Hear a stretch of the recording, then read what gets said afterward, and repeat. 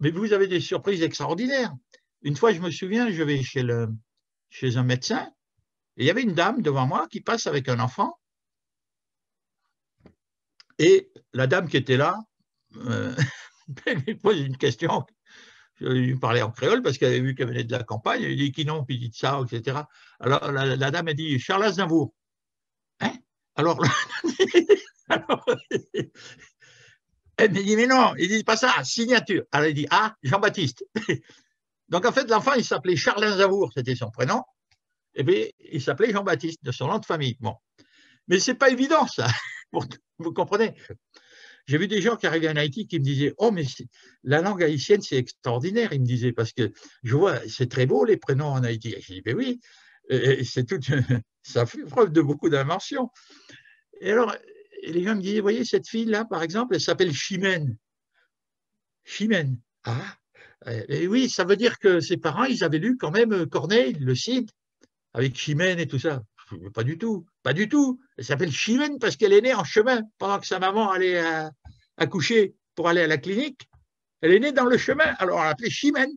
Ah bon? Vous voyez, les gens inventent des choses. Une autre invention sur les noms. Maintenant, je vais passer aux noms de lieux, si vous voulez. Ça, c'est les noms de personnes, vous voyez. Et pour les noms de lieux, c'est pareil.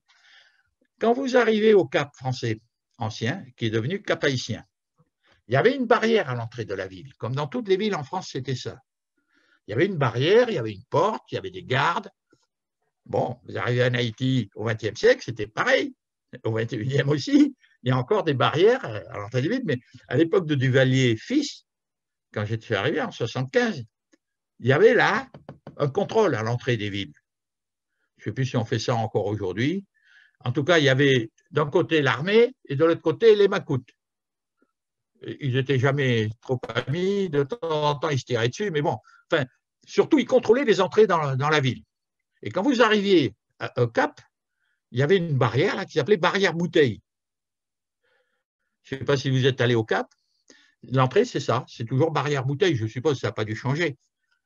Et alors les gens qui croyaient connaître l'histoire disaient ah oui, mais ça s'appelle barrière bouteille parce que, vous savez, les colons autrefois, ils étaient tellement méchants qu'ils mettaient des tessons de bouteilles en haut de la barrière pour que les pauvres esclaves ne puissent pas entrer dans la ville. Ah bon? Voilà ce que... Mais pas du tout, pas du tout. C'était juste un colon qui s'appelait Monsieur Bouteille. Et ça s'écrivait B-O-U-T-H-E-T-H-E-I-L-E, deux L-E. Ce n'était pas une bouteille comme ça pour boire du rhum, c'était Monsieur Bouteille. Donc ça n'avait rien à voir avec l'explication. Donc il faut faire très attention quand les gens vous expliquent un nom de lieu.